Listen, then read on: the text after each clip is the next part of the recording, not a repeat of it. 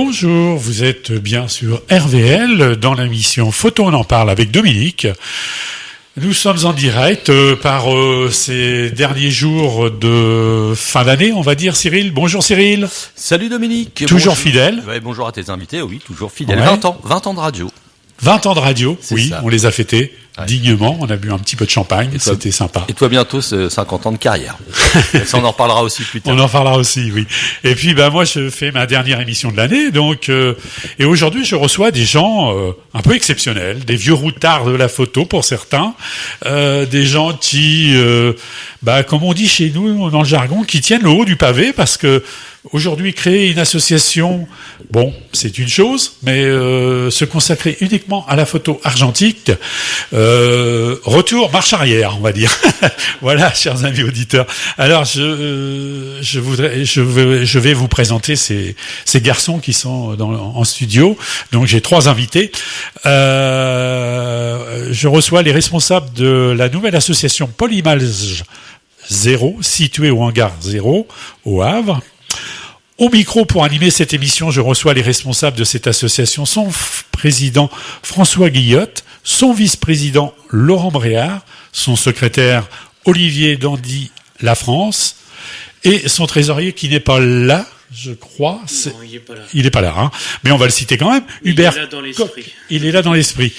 Avant d'entrer dans le vif du sujet, je vous propose que vous vous présentez à nos auditeurs et que vous annonciez vos pages Facebook, Instagram, site internet, si vous en avez. Ensemble, vous nous parlerez de cette nouvelle association photographique qui a pour but, moyennant quelques deniers, l'ouverture d'un laboratoire argentique, l'initiation au matériel de prise de vue, en passant par des animations de sortie basées sur l'observation. Si j'ai bien compris, chacun d'entre vous a un rôle bien défini, autre que d'être le gestionnaire de cette association. Chacun, dans son domaine, nous parlera de ses compétences photographiques. Petite question, l'association Polymage 0 a-t-elle un réseau, a-t-elle une page Facebook, a-t-elle un site internet? Est-ce qu'on peut vous retrouver? Il y a quelqu'un qui peut me répondre? Oui, moi je peux vous répondre, puisque c'est moi en gros qui écrit les pages Facebook et Instagram. Alors c'est comment ton prénom pour les auditeurs? Moi c'est Olivier, donc, Olivier. Olivier Danty La France. Donc je suis le secrétaire de Polymage et je me charge de la com aussi. Tant que personne d'autre a pris ce poste-là. Donc on a créé une page Facebook et Instagram. Donc c'est Polymage 0, on nous trouve... En 2 mots, hein, il faut préciser. Oui, alors Polymage, Polymage, et plus loin 0 comme le chiffre, mais en lettres. En lettres. Et donc c'est sur Facebook et Instagram, voilà, on nous trouve assez facilement. Très bien. Eh bien, vous allez commencer par vous présenter parce que, Olivier, vas-y. Oui, d'accord. À toi, le premier, Olivier. Je crois que c'est Olivier Dandy La France. Danty La France, oui. Danty. Oui, oui. Je crois que tu étais photographe amateur en 1997. Oui, c'est-à-dire que j'ai commencé la photo en 97, comme ça, en amateur avec des amis en argentique au début, et puis je suis passé très vite au numérique. Et pendant des années, j'ai pratiqué ça en amateur avec des amis, et puis progressivement, c'est devenu d'une passion, c'est devenu un métier, et j'ai mon statut de professionnel depuis 2017. Et voilà, mais maintenant je suis sur le Havre depuis 3 ans à peu près. Et ce que je voulais, c'est avoir faire une transmission de mes connaissances et apprendre avec une communauté de photographes, gens qui sont passionnés. On va y revenir. Et voilà.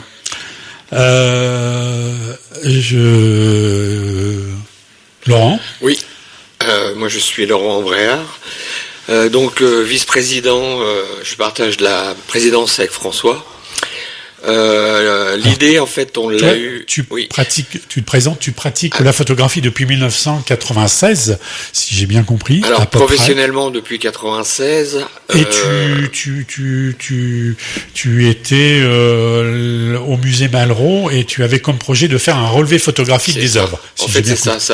Professionnellement, ça a commencé par la rénovation du musée Malraux en 96, et j'ai eu la mission de faire un relevé photo pendant 2 ans. En argentique, parce qu'en 96 on était encore en argentique, ce qui m'a permis d'approfondir mes connaissances en argentique, en 6.6, en laboratoire et en prise de vue. Et donc j'ai commencé comme ça. Ensuite, photographe de musée maritime, musée d'histoire et patrimoine. Et pour finir, photographe de communication pendant 12 ans. D'accord. Maintenant, au président. Le président, c'est le dernier aujourd'hui. D'habitude, c'est toujours le premier qu'on met en avant, mais là, non. Alors, cher président, François Guillotte, c'est ça, hein, C'est bien ça. C'est bien ça, hein. C'est un nom normand. C'est un Normand. Tu es né, je crois, à Caen, ou c'est ça, hein, c'est si tout ma à fait mémoire est ça. bonne, et je crois que j'ai préparé l'émission avec vous, donc j'ai pris plein de notes, et puis ça m'a permis de voir un peu vos sites internet, d'aller voir ce que vous faites aussi, etc., etc. Et puis on s'est rencontrés aussi là-bas, au Hangar 0. Donc il y a plein de questions, ça va fusionner de questions. François, présente-toi.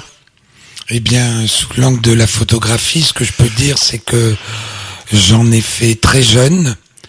J'ai tout de suite aimé pouvoir photographier par moi-même enfant. J'ai eu le sentiment que c'était la première possibilité d'échapper aux injonctions des adultes et que je pouvais choisir ce que je voulais montrer et comment je voulais le regarder.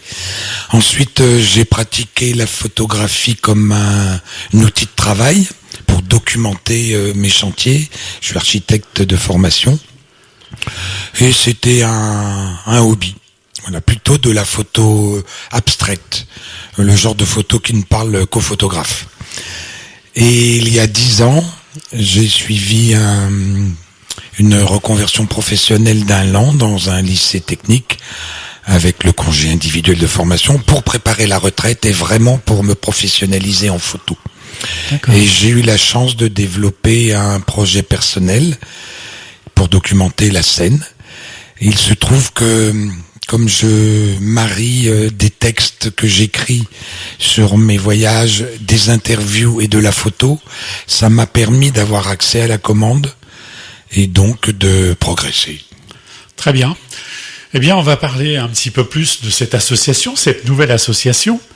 Elle existe depuis... Alors, qui va répondre à cette question, puisque vous êtes quand même vous êtes 4, hein, si j'ai bien compris, à l'initiative de cette association. Mais j'aimerais savoir comment que le groupe s'est formé et qui a eu l'idée de la création de cette association, et surtout comment est née cette idée. Le désir de se pencher sur l'image argentique. S'agit-il de nostalgie de l'image argentique, la transition du regard? Qui veut répondre? Mais je veux bien le président aborder rapidement ce sujet parce qu'en fait c'est une histoire de rencontre, comme bien souvent. De nous tous, Laurent est le plus professionnel. Il est assez disponible en ce moment. Olivier et moi sommes très disponibles. Et puis notre 4e larron, Hubert, quand il n'est pas en train de s'occuper du chantier et de faire de la musique, il est aussi disponible. Et nous nous sommes rencontrés naturellement dans les différents lieux de la ville où on peut échanger sur des points de vue créatifs. Et l'idée de trouver un lieu pour pouvoir ensemble montrer et transmettre ce que l'on fait était un dénominateur commun. Et on a à peu près essayé toutes les solutions existantes et aucune n'était satisfaisante ou disponible. Donc l'idée nous est venue de créer notre lieu. On n'allait pas prendre un local en ville avec un bail commercial, on va pas commencer comme ça. Et comme nous étions tous sociétaires du hangar, L'opportunité s'est présentée le jour où Hubert Koch nous a dit « Je crois vraiment qu'on peut faire quelque chose ensemble » et il y a l'assurance d'occuper un container. Le hangar est constitué de containers. On va expliquer un petit peu aussi ça, c'est parce que Hubert n'est pas là aujourd'hui, il devait être à moitié présent. L'histoire de son hangar, alors c'est quel quai ça? C'est quai de Saône. C'est quai de Saône, c'est en face de la cloche des Dockers, quelque chose comme ça. Deux mots rapides. Le sujet du hangar, qui est un lieu d'économie sociale et circulaire, et qui a remporté le concours Réinventer la Seine, a pour objectif de recycler les matériaux pour se construire lui-même, à utiliser la ressource locale, à savoir le container. Les containers sont empilés à l'intérieur du hangar et servent à la fois de structure pour porter les escaliers et les planchers et d'alvéoles pour recueillir des activités. L'intérêt, c'est vraiment de s'inscrire dans le contexte local, de s'adresser aux gens qui sont autour de nous. Et nous estimons, et c'est ce que nous partageons avec le Hangar Zéro, qu'en tant qu'association dédiée à de la transmission autour de l'image, mais ça aurait pu être autour d'autre chose si notre passion avait été différente, nous remplissons une des missions du Hangar Zéro, qui est d'amener les différents publics à partager différentes disciplines. Alors, vous m'avez dit que vous étiez tous sociétaires. Donc, il y a longtemps que vous êtes sociétaire et pourquoi on devient sociétaire du Hangar Zéro? Alors, je crois que Laurent, tu peux... Oui, alors je vais répondre. En fait, le Hangar Zéro a commencé à développer ses activités autour de 2019. Et puis, en fait, il y a eu appel public pour devenir sociétaire du hangar. Moyennant une somme à l'époque qui était assez conséquente et ensuite moins conséquente. Et pour 10 €, je suis rentré comme sociétaire en 2020 ou 21, je sais plus. Donc le projet m'a intéressé de loin, je suis devenu sociétaire et à fur et à mesure on s'est rapproché de ce fameux hangar pour maintenant y vivre pleinement avec eux. Eh bien, nous allons faire une première pause musicale, si Cyril veut bien nous annoncer le titre, parce que je ne sais pas dans quel ordre tu les as classés. C'est le choix de François, c'est Philippe Glass avec The Photographer, on va l'écouter maintenant. Alors, l'œuvre dure 42 minutes, mais on va écouter un extrait, naturellement.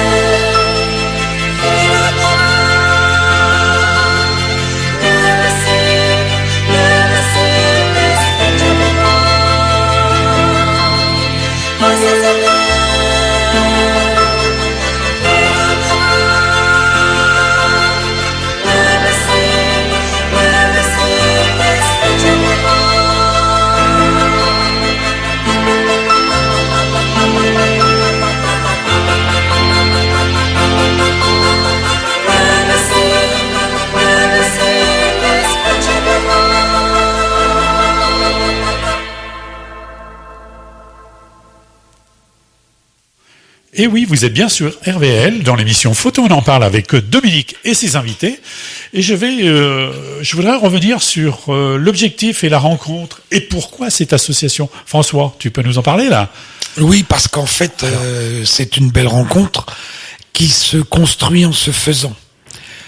Objectivement, nous nous connaissions peu, et nous sommes animés de la même passion, et probablement avec des approches différentes, dont on supposait qu'elles étaient plus que compatibles, mais vraiment comme complémentaires.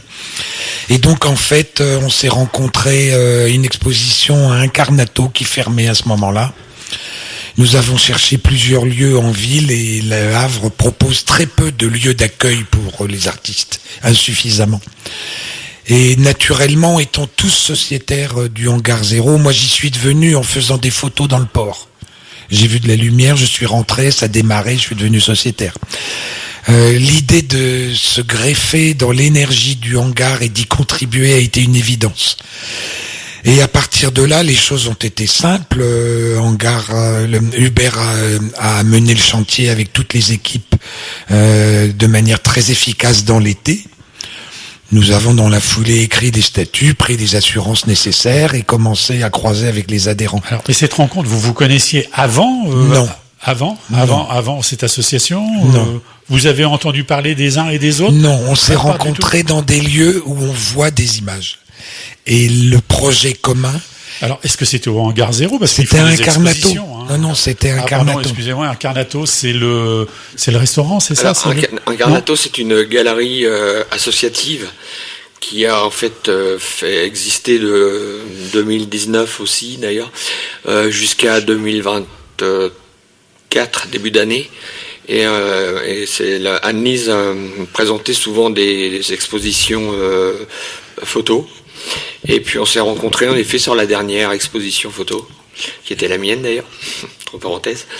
Et c'est à ce moment-là que François et puis Olivier, on a commencé à discuter sur le fait de pourquoi pas se mettre ensemble pour créer quelque chose avec une forme associative et puis partager cette passion ensemble, quoi. Ouais.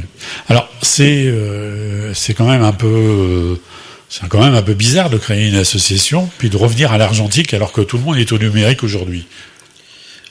Alors, pourquoi Alors vas-y, Olivier. L'argentique est un des axes de l'association, mais on ne se limite pas forcément uniquement à l'argentique. Moi, je pratique du numérique, donc je propose ça dans mes sorties. Mais Polymage, on le conçoit surtout sur une association sur l'image dans son sens le plus large. Donc ça peut être de l'argentique, de la photographie argentique, de la photographie numérique, de l'approche dessinée, vidéo, graphisme, et tout ce qui a lien avec l'image, voilà. Donc, mais le retour à l'argentique, c'est vrai que aujourd'hui il y a une tendance à revenir vers ces techniques-là, réapprendre des choses. Pourquoi revenir à l'argentique? Parce que c'est bien. Oui, c'est parce que ça suffit pas, ça. Puis, parce que beaucoup de gens, finalement, ont gardé leurs anciens appareils, parce que c'est une passion, la photo, voilà. Alors, est-ce que c'est pas aussi est-ce que, pour les puristes, alors, il y a Laurent qui est en face de moi, qui lève le doigt parce qu'il veut parler. Pour les puristes, Laurent, tu es capable de reconnaître une image numérique et une image argentique. Voilà. Tout à fait. En fait, c'est la matière argentique est différente du numérique sous des formes microscopiques. Mais en fait, l'œil s'habitue à faire la différence. Tout à l'heure, je feuilletais un livre de très belles photos et il y avait en fait et du numérique et de l'argentique. Et j'ai reconnu et l'argentique et le numérique. Oui, alors là, te trompe pas, c'était un de mes livres, là, hein, d'accord? Exactement. Si tu veux qu'on te coupe le micro, c'est tout de suite. Hein, tu dis des choses bien. C'est pas hasard. Non, mais alors moi, je suis un vieux stakhanoviste du noir et blanc aussi. Mais des fois, je pense que je dois être un peu bluesé sur ce que je vais voir en exposition. Il y a juste une chose, enfin, tu vas peut-être être d'accord, on va parler un peu technique auprès de nos auditeurs, c'est que c'est la profondeur de l'image. Je trouve qu'aujourd'hui, parce que tout à l'heure on parlait, et ça les gens ils connaissent un peu le grain d'une photo, c'est vrai, la définition, hein, ça tient du grain. Et là, aujourd'hui, on peut avoir du grain avec du numérique. Tout à fait, ouais. Hein, c'est-à-dire que même si on n'a pas sur le fichier numérique, ben on va rajouter parce que le logiciel offre cette possibilité. On peut en créer. Alors même en créant ça, toi, ton œil arrive à faire la différence quand même. Oui, tout à fait. Tout à fait. Oui. Et en fait, il y a aussi dans toute la palette de gris, il y a des nuances qu'on retrouve pas en numérique. C'est infime, c'est quasiment imperceptible, mais des fois ça fait la différence sur une photographie d'art, ce que j'appelle une photographie d'art argentique. Ouais. Et souvent la différence elle est au niveau des gris, au niveau des nuances de gris. La teinte de l'image. Oui, c'est ça. Des dégradés de gris. C'est ça. Et aussi peut-être son aspect physique aussi, hein, son carton, le support aussi compte beaucoup. Support épais. Support épais. Alors, là, on va parler de un peu de notre tambouille, comme on disait dans les laboratoires dans le temps. Vous utilisez des papiers épais. Des papiers avec des grammages épais, des papiers barités, c'est ce qu'on appelle des papiers barités, c'est-à-dire des purs blancs, quoi. C'est ça. En fait, on a des papiers qui coûtent très cher, qui coûtent très cher. Ouais. En fait, moi j'avais gardé un petit fond photo, papier photo, sous forme de papier plastique multigrade, enfin bref, un papier moderne en fait. Moderne, oui. Et puis, grâce aux dons, parce qu'en fait, on a lancé, grâce à Olivier, qui s'occupe de la communication, on a lancé des appels aux dons sur du papier ancien, et on a eu du matériel technique, mais aussi du papier barité, du Kodak, des choses qui datent des années 70 et puis qui sont encore en bon état, avec un léger voile, mais qui n'est pas désagréable à l'œil. Alors, j'ai vu, parce que j'ai visité vos locaux, j'ai visité votre laboratoire. Le laboratoire, c'est Hubert qui a mis le conteneur, parce que les conteneurs sont empilés les uns sur les autres. Et vous avez un conteneur de 12 mètres carrés, je crois, c'est ça. Oui. Hein. Bon, c'est vrai que l'agencement intérieur c'est assez facile parce que c'est du noir, donc voilà quoi. Et puis un peu de plan de travail pour travailler et du matériel, des agrandisseurs puisque vous en avez 2, des cuvettes, etc.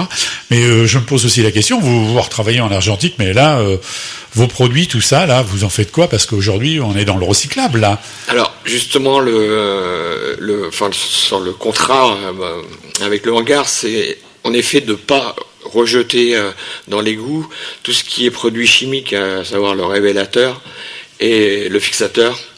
Donc en fait, moi je redépose en fin de cycle du produit, je redépose à la déchetterie du Havre les produits. Et donc après c'est retraité par la recyclerie du Havre. Oui. François, tu voulais ajouter quelque chose? Oui, justement sur ce point précis qui est essentiel. L'un des intérêts principaux de l'activité du Hangar Zéro, c'est bien le recyclage. Et nous ne pouvions pas, en développant une activité qui utilise des produits chimiques, ne pas tenir compte de ce point-là. Y compris que l'ancrage local du Hangar Zéro porte aussi sur l'économie d'eau. Il y a l'aquaponie qui recycle l'eau pour faire élever les truites, etc. Et tout le processus consiste donc, comme vient de le dire Laurent, à recycler les produits, mais ça va jusqu'à ce que les adhérents qui ont tiré leurs photos partent avec les tirages humides chez eux pour terminer le rinçage, parce que ça c'est assez... ça consomme pas mal d'eau. J'aimerais insister sur une chose qui concerne l'esprit général de ce que l'on propose et qui ressemble en fait au portrait de famille que nous composons à 4. Quand les adhérents nous rejoignent, et avant d'être adhérents, ils sont visiteurs, ils adhèrent s'ils ont envie d'adhérer, ils savent, ils ressentent qu'ils peuvent trouver une communauté très ouverte entre touche à tout, amateurs éclairés et professionnels. Il n'y a pas de hiérarchie, on a tous des choses à apprendre des uns et des autres. Alors vous avez des fonctions, excuse-moi de te couper, mais vous avez tous des fonctions bien définies. Hein. On n'est pas rentré dans le vif du sujet encore, mais vous avez chacun. Toi, je sais, je connais ton approche sur la photographie, on en parlera tout à l'heure. Olivier aussi a une autre approche sur la photographie, et Laurent aussi, puisque lui, c'est le maître du laboratoire, lui, c'est le maître de la manipulation de l'appareil photo, travaillant en manuel. En manuel surtout. Oui. Voilà. Et François, oui. Si je peux terminer sur l'offre que nous proposons. Je pense que c'est ça qui est intéressant. Si on se différencie d'un club photo, c'est bien là-dessus. Alors, les gens peuvent nous... là, excuse-moi. Hein. Pour l'instant, il me semble qu'on est une vingtaine. Ah oui, quand même. On est presque une trentaine, en fait. Eh bien, ça grossit tout le temps. Les gens peuvent chez nous. En peu de temps, parce que ça fait pas longtemps que vous êtes ouvert. Ils peuvent à la fois faire... Septembre. Ah oui. Ils peuvent participer à une sortie de réglage manuel appareil photo. Ils peuvent faire ces photos ou en argentique ou en manuel. Ils peuvent, si c'est en argentique ou si l'envie leur vient, venir uniquement tirer leurs photos qu'ils ont développées en ville ou développées chez nous, puis utiliser le laboratoire seul. Et là, nous allons développer... Quand tu dis laboratoire seul, après... Autonome. Ils ont les clés, ils sont autonomes. Ils sont autonomes. Quand ils veulent, et on pense même, avec une nouvelle adhérente qu'on vient de rencontrer, développer des cours de l'histoire de la photographie. Donc on insiste là-dessus. Ça va aborder tous les sujets qui concernent l'image. Et donc, comme le disait tout à l'heure Olivier, pas que la photo. Le dessin, la gravure, le récit, l'hybridation. C'est plus autonomel. On va en parler juste après la pause musicale. Cyril, tu nous proposes... Alors, c'est le choix de Laurent avec Pigalle la Blanche de Bernard Lavilliers. Voilà.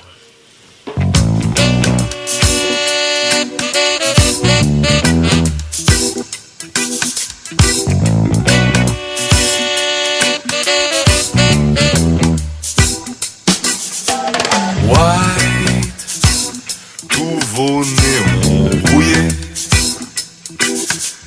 white, la loi, la ville est condée, white, les nuits pour oublier, phare de la police, dans mes yeux métis mouillés, black, mes cheveux et ma peau. C'est écrit là sur mon dos. Comme de la musique soul. Black's black and really beautiful. And tell me why? I don't know.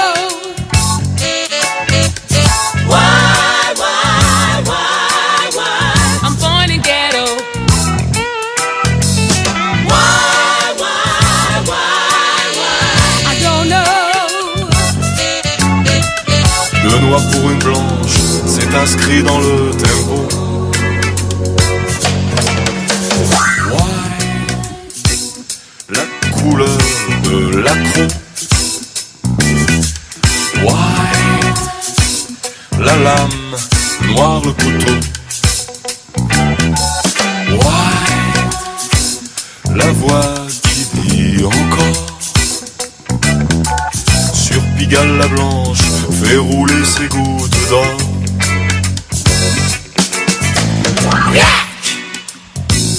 La mémoire des bistrots.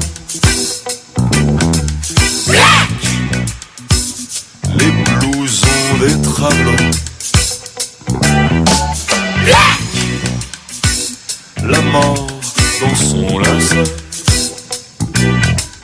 Comme un coup de flingue, une baffe dans la gueule. And tell me why? I don't know.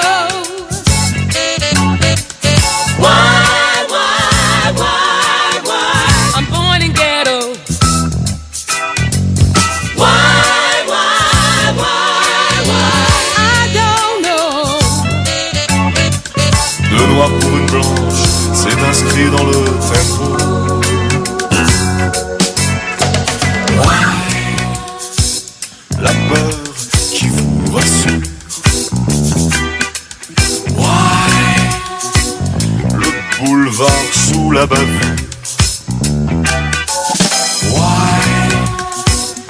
la morale et le nombre.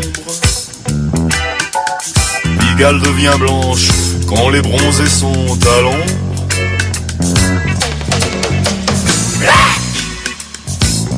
Vers la lumière dorée,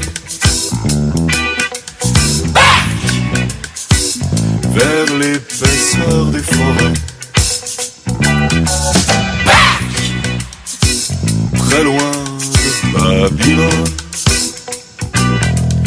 Je veux repartir vers les tambours qui bastonnent.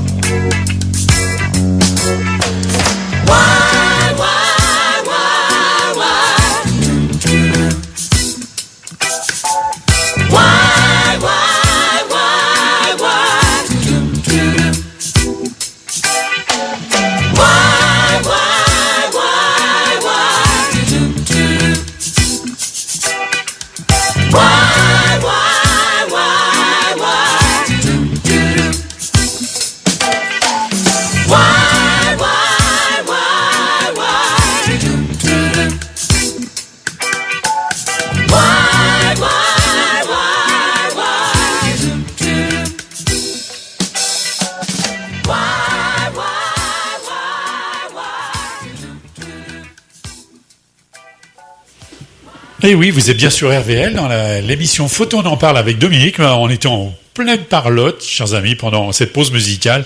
Il aurait fallu laisser les micros branchés parce que vous auriez appris plein de choses. Mais on va y revenir parce que il y a trop de choses intéressantes dans tout ce que vous dites. Je voudrais connaître le rôle de chacun, justement, dans cette association. Allez, c'est parti. Olivier. Alors donc moi, je me suis présenté au début en disant que j'étais le secrétaire et responsable communication. Photographiquement. Mais qu'est-ce que tu apportes ? Les ateliers que je propose, c'est utilisation du mode manuel en photographie numérique. Donc c'est des sorties photos où on fait ça, on prend un endroit. Peu importe le choisi lieu, par moi ou par les adhérents, des fois ça vient des deux, et on détaille le triangle d'exposition, l'utilisation de la vitesse, de l'ouverture, etc. Et progressivement on va faire d'autres sorties. Je vais proposer aussi des ateliers de prise de vue, portraits en extérieur et en intérieur, avec des lumières naturelles ou des lumières studio. Donc ça se fera au hangar ou ailleurs. Et voilà, toujours en numérique. Oui, en argentique aussi, avec l'apport des autres photographes. Alors, je voudrais juste revenir sur une question. Oui. Pourquoi en manuel ? Alors le manuel. Pourquoi le travail manuel ? En fait, pour être honnête, ça a été une demande assez rapide de certains adhérents qui utilisent beaucoup le mode automatique ou semi-automatique, donc en priorité vitesse ou en priorité ouverture. Et il y avait des gens qui voulaient juste commencer à apprendre le mode manuel en fait. Donc je me suis proposé pour faire ces sorties-là. Alors bien comprendre que l'ouverture de l'objectif et la vitesse de prise de vue, tout ça, c'est lié. Hein. Oui, bien sûr. Avec la sensibilité. Oui, bien sûr. C'est-à-dire que, alors moi, j'ai eu des stagiaires qui venaient, on en parlait tout à l'heure, du lycée Saint-Vincent-de-Paul. À chaque fois que j'avais une stagiaire, la première chose que je faisais, moi, c'était de lui demander d'ouvrir son sac photo et de me donner son appareil photo. Et quand elle me donnait son appareil photo, hop, tout de suite, je regardais l'appareil, comment il était réglé. Oui. Alors si je voyais qu'il était sur la position M, je dis, là, c'est tout bon. C'est quelqu'un qui cherche à travailler, à comprendre la lumière, quoi, maîtriser la lumière, quoi, tout simplement, hein, grâce à cette position M. Donc toi, ton rôle, c'est de faire des sorties, des animations avec les adhérents. Alors, tu en fais combien, tout, quand Alors, pour l'instant, il y en a eu que 2, en tout cas programmés. Et là, dans les prochains jours, tu en as oui, y a des choses de programmées ? J'en fais une le 22. On va faire on va faire de l'utilisation du mode manuel, mais sur la vitesse principalement. D'accord. Donc on va jouer autour de la grande roue de l'hôtel de ville. D'accord. Sur Ok. la Alors, vitesse lente, je rapide. vais te décevoir. Je regardais un logiciel avant de venir à cette émission. Oui. Maintenant, il y a des logiciels. Ils font des effets filés maintenant. hein. Mais bien sûr qu'il y a Alors, des. pourquoi tu vas te casser les pieds à aller tenter à des gens et les faire c'est-à-dire- travailler en manuel, en pause, pourquoi parce que avoir c'est un très appareil compliqué, photo, c'est en très fait, dur. si le logiciel fait tout à notre place. Non, justement, c'est l'idée, c'est l'utilisation du mode manuel. Ça sert aussi à se dire, je fais une photo comme je veux. Comme je la vois. Comme je la veux, vois, ouais. et même si au C'est début pas il y a des l'appareil qui va ratés, décider. etc., C'est c'est ça. pas l'appareil qui décide pour moi, Non, y compris. ça se passe dans ta tête là. Voilà. Ouais, c'est Et ça, ouais. donc, alors ça demande de la réflexion. Moi, Bien sûr. la première sortie que j'ai faite, à la fin, les gens étaient un peu lessivés parce que il y a beaucoup de notions à prendre en compte. Ouais. Et ça dure au combien début. de temps une sortie? Ça dure en 2 heures à peu près, 2 heures, oui. grosso modo. Alors si tu as la tchatch, ça doit y aller quoi. Hein, parce que- Ça va très rapide et puis voilà, des fois on se concentre sur un détail en particulier et puis on voit leur filet et on se dit on verra ça la prochaine fois. Ouais, ouais. Alors toi, Laurent, tu vois, tu es dans la partie laboratoire. Développement de film, tirage photo. Comment ça se passe exactement? Je Faut vais prendre rendez-vous avec toi. Je vais faire un petit historique. Et puis après, je vais présenter les modalités d'inscription. En fait, l'historique, ce que je trouve rigolo, c'est quand j'étais gamin, j'habitais dans le quartier du Perret, au Havre. Et souvent, on traînait dans la rue, les copains, tout ça, les mobylettes. Et puis en fait, c'est grâce au CLEC de l'époque, c'était maison de quartier de l'époque, qui avait en fait un laboratoire. Et un des animateurs m'avait repéré comme ça dans la rue et m'avait proposé d'utiliser le laboratoire du CLEC pour faire, en finale, pour faire une exposition l'année d'après. Et il avait vu que je faisais un peu de photos, mais pas de façon régulière, mais j'étais intéressé par l'image, quoi.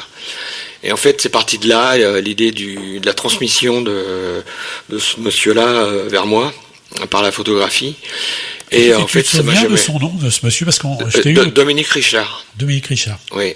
Et c'est un monsieur que je rencontre encore de temps en temps et je lui dis toujours que c'est grâce à lui que je suis devenu photographe. Et je pense que ça lui fait plaisir.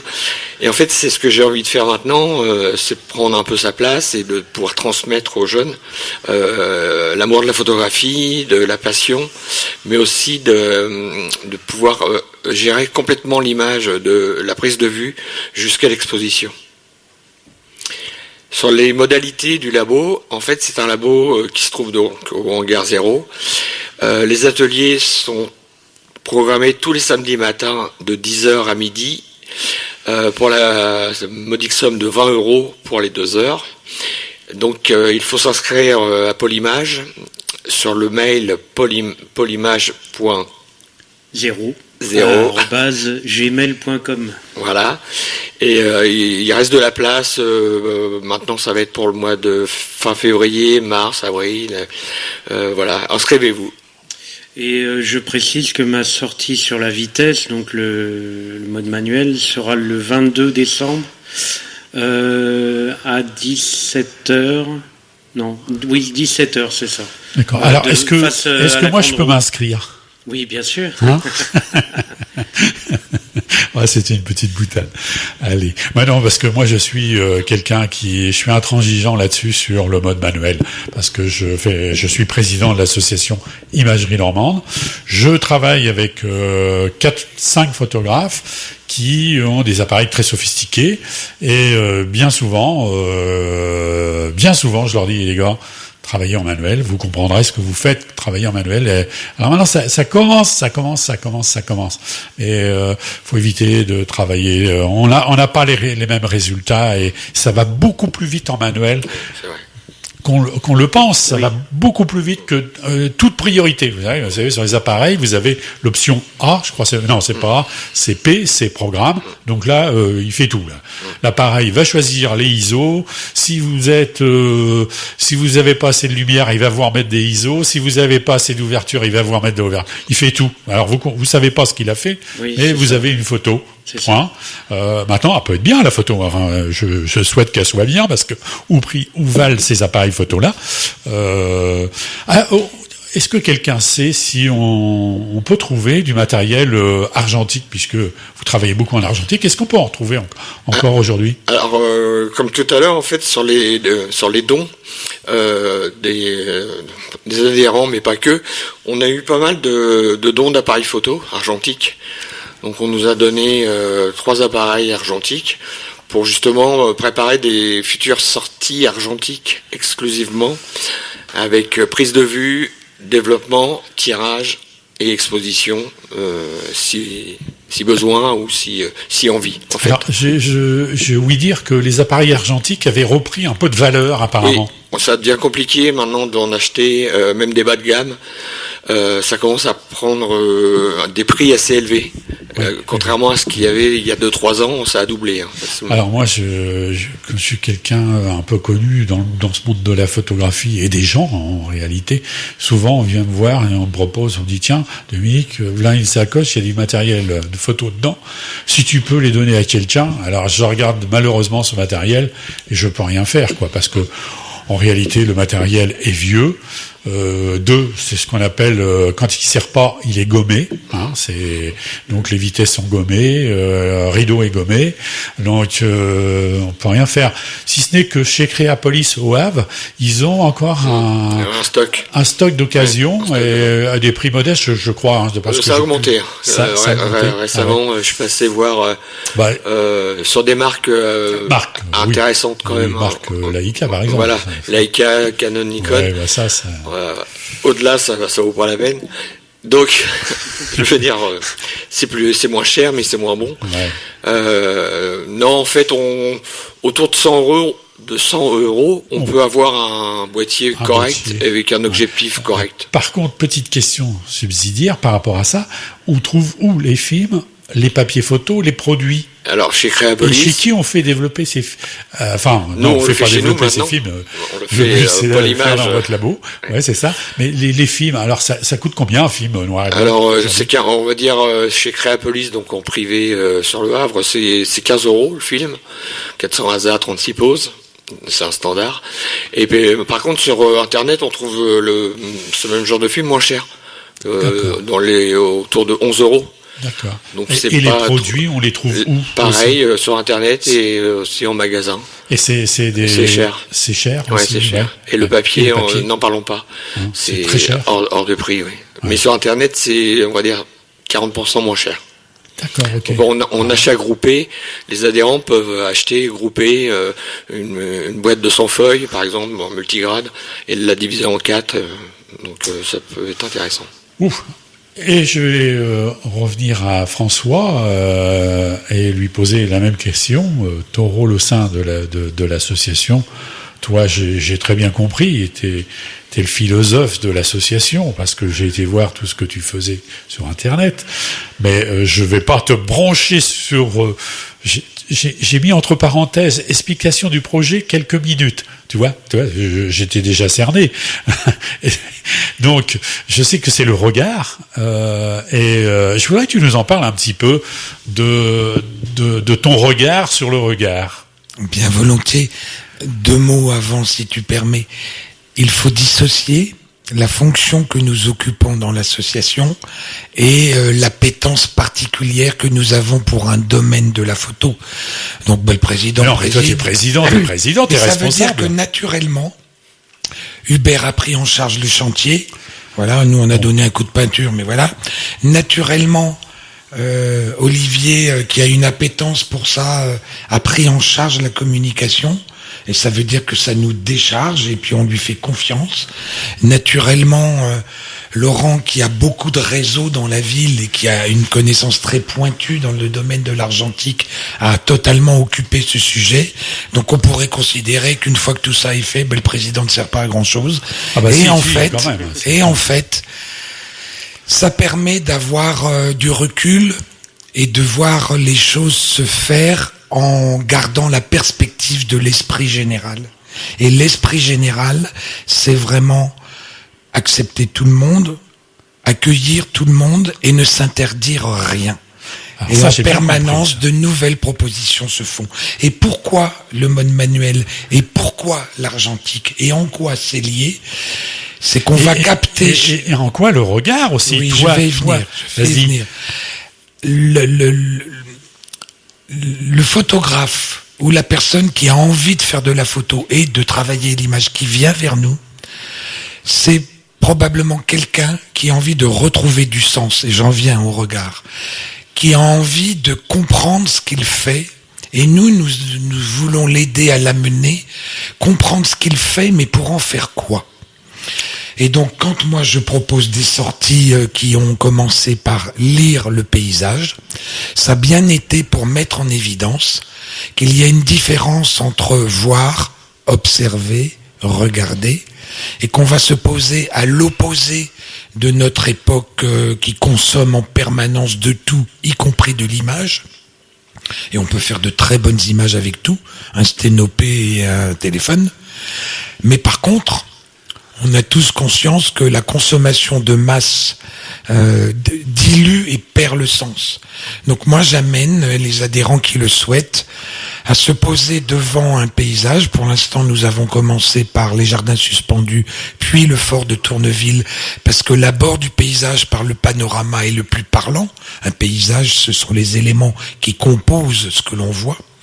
Et je les amène à chercher leur centre d'intérêt dans cette image, à la nommer, à la décrire, s'ils le souhaitent, à la dessiner, à l'écrire, à la raconter. Et pour s'assurer qu'ils sont bien dans cette démarche, je leur propose de tourner le dos au paysage. Et donc de faire le travail intérieur de recherche de leur intérêt. Et le plus grand plaisir que ça peut nous offrir, nous, la plus grande joie, c'est de s'apercevoir que les gens à qui nous nous adressons ont des vraies curiosités, ils ont des vraies compétences enfouies, mais jamais personne ne leur a proposé d'explorer cette voie, qui est périlleuse puisqu'on ne sait pas où on les emmène, et en fait ils nous font confiance, et dès la première sortie, j'ai pu leur proposer par exemple d'inscrire, ça moi j'invente en faisant, j'ai pu leur proposer de l'inscrire dans un cycle annuel, ce qui sous-entend un engagement de leur part, et c'est un engagement non contractuel. Et l'engagement vient du désir qu'on a suscité en eux. Et ça, c'est la meilleure des récompenses. On va refaire une autre pause musicale parce que 16 heures arrivent très vite. Je suis désolé. Cyril, tu nous proposes... Alors c'est le choix d'Olivier, c'est David Bowie, The Speed of Life.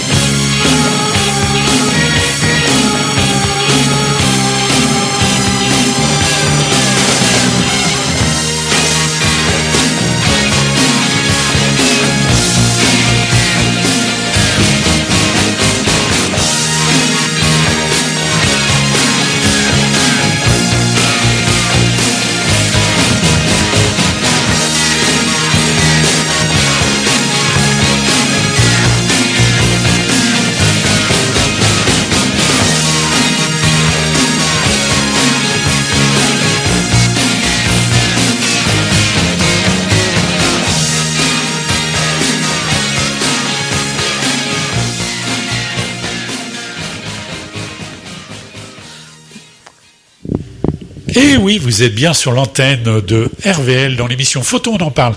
Eh bien, c'est un samedi très instructif, je dirais, au niveau de la photographie, pour les gens qui nous écoutent. Et sur la place du Havre, aujourd'hui, vous allez pouvoir retrouver un laboratoire noir et blanc qui se présente à vous, moyennant une cotisation, moyennant quelques petits deniers pour faire vivre cette association, puisque de toute façon, elle est située au hangar 0, donc ils ont un loyer, vous avez une assurance à payer aussi. Est-ce que vous avez des subventions à tout hasard? Alors actuellement non. Non, on donc, fonctionne sur les adhésions et sur les ateliers. Sur les ateliers. On est alors, juste ric et rac. Les tarifs, c'est quoi? Allez. Alors le laboratoire, c'est donc 20 €, tu disais tout à c'est l'heure. 20 € pour les 2 heures. Et après, il y a la formule développement qui est plus courte. Donc c'est 1 heure. 1 heure, donc 10 € pour le développement simple.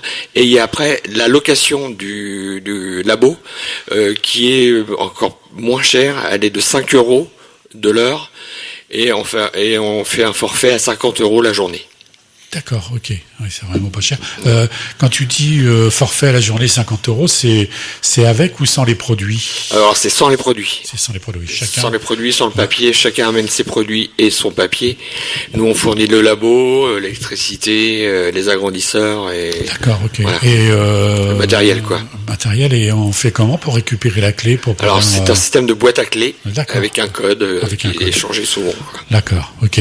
Alors je voudrais en revenir un petit peu aussi, à François, parce que il commençait à nous parler de cette vision de faire de la photographie, ou de pas, parce que on n'est pas obligé d'être photographe et mettre en pratique ce qu'il dit, c'est-à-dire qu'on peut être peintre, on peut être simplement un simple rêveur aussi, comme moi je suis aussi. Je sais que tu as un intérêt avec le fleuve la Seine. Alors, bien sûr, ça fait quelques années, si je me trompe pas, que tu es sur ce fleuve, en train de travailler, de l'observer, de l'écrire, de le photographier. Je sais que tu as des projets aussi un petit peu vagabondes, comme le vélo à 4 roues, si j'ai bien compris, avec 2 sièges, un panneau solaire, un toit solaire. Ça s'appelle un cyclospace de Nicolas Trub, c'est ça? Et ton rêve serait de partir avec. Alors, avec où? Le long de la Seine, c'est ça, bien sûr? Oui, bien sûr. Mais alors, explique-nous ta démarche, là, c'est quoi Alors, pour le coup, tu rêves, là. Je vais vraiment être très bref parce que je voudrais qu'on en revienne à Polymage. Le projet que je porte depuis une dizaine d'années s'appelle La Seine Vagabonde, parce que mon esprit vagabonde. Et c'est la preuve pour moi que quel que soit le sujet auquel on s'intéresse, si on y met du cœur, si on y met du sens, c'est sans limite. Et c'est bien ça que je veux partager avec les adhérents de Polymage, en les amenant à trouver en eux-mêmes ce qui les motive. En fait, je suis un accoucheur. J'essaye de leur donner confiance pour qu'ils leur ressentent ce qui leur convient le mieux et les accompagner. C'est pour ça que les séries s'inscrivent dans la durée. C'est pas une photo, c'est une série de photos. Ça peut s'accompagner de textes, ça peut s'accompagner de dessins, de On appelle ça un sculptures. auteur. Oui.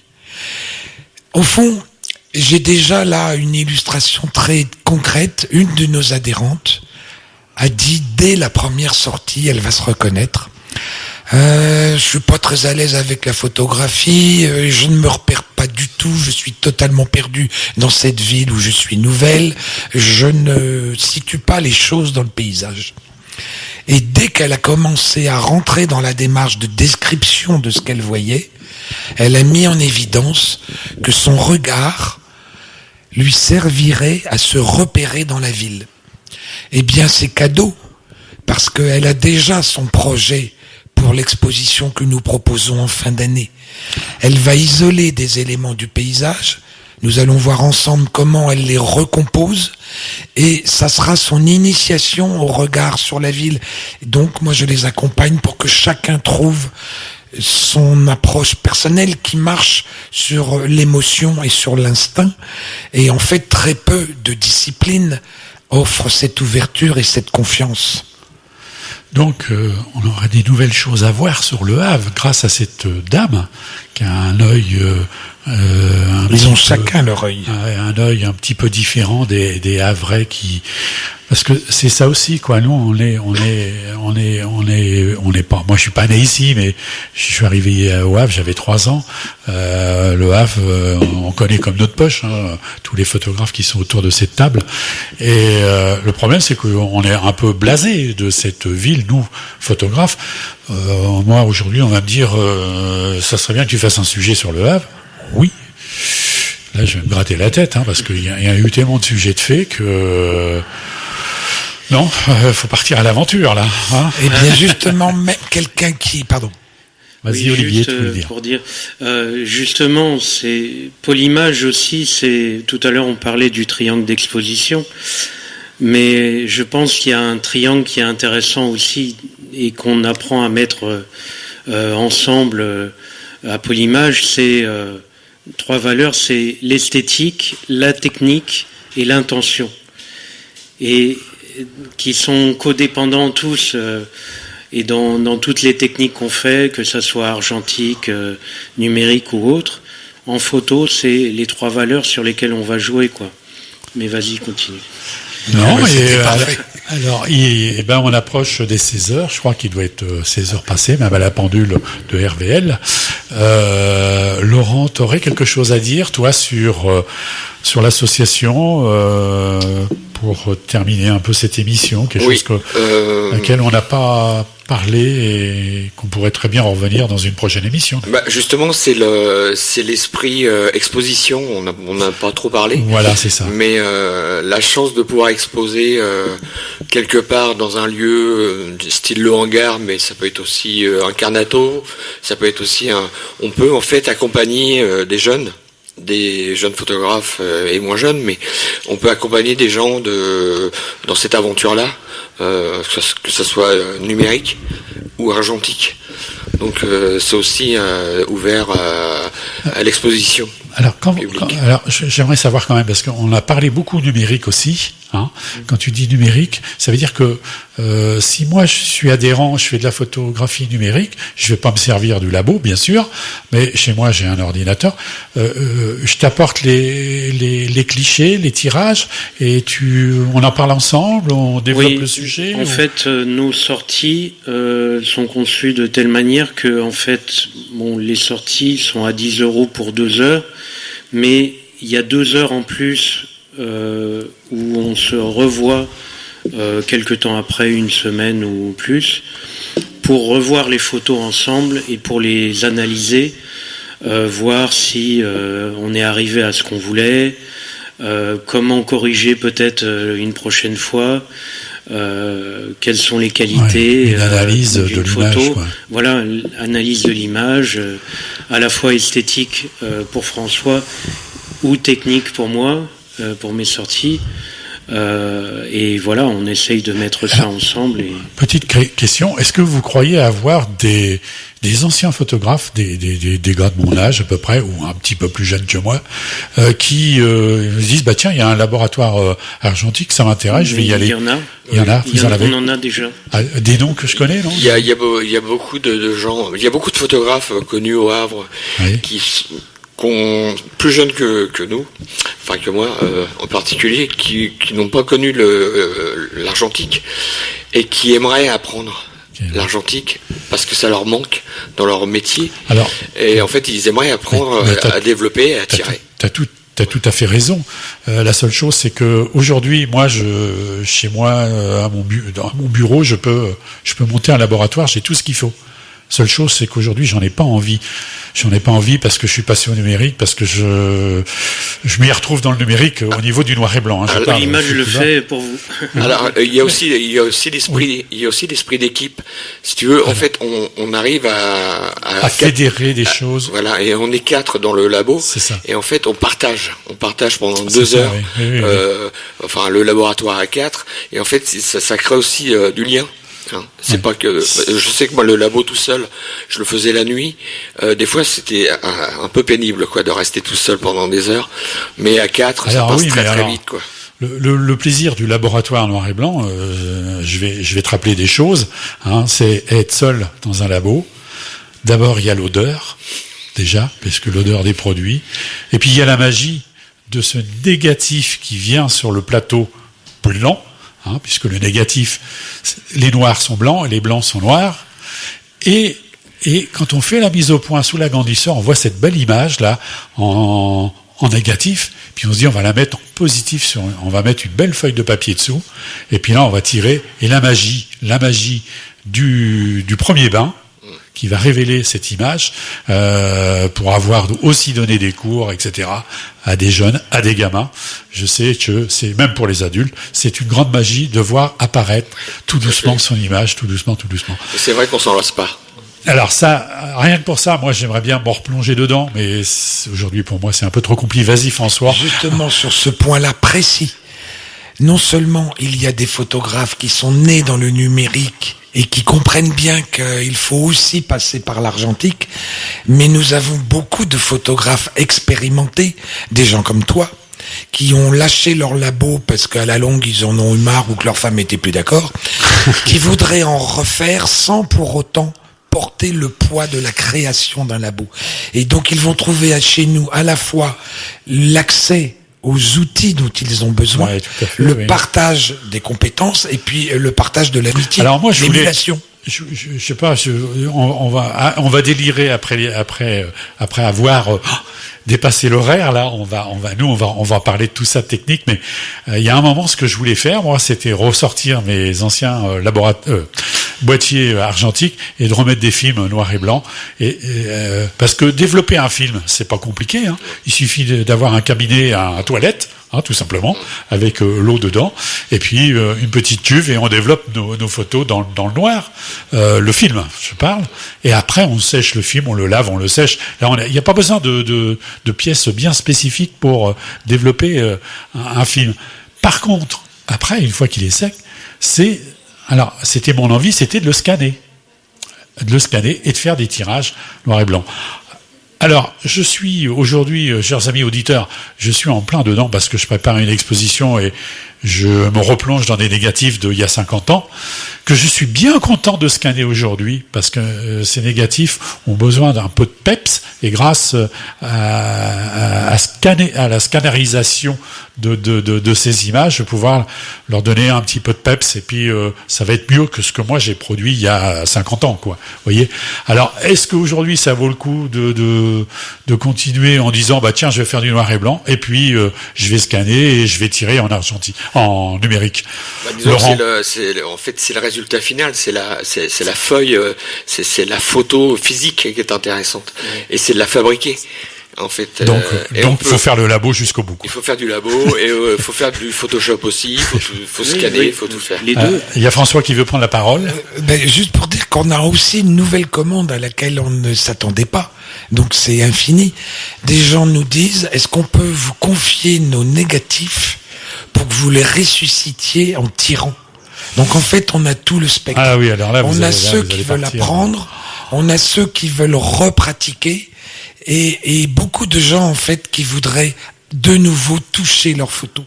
Oui. Eh bien, écoutez, chers amis photographes, je crois qu'on a passé une bonne émission. On s'est un petit peu lâché parce que 16h08, il y a Cyril derrière la vitre qui me fait non, ça va aller, t'inquiète. Donc, on va rendre l'antenne quand même par politesse, on va pas trop dépasser par rapport à nos amis auditeurs qui ne s'intéressent pas à la photographie, parce que ça, tout le monde ne s'intéresse pas à la photographie, mais au moment des fêtes de fin d'année, faites des photos, parce que c'est la plus belle des valeurs quand même, faire des photographies et de les archiver et de les regarder 50 ans après.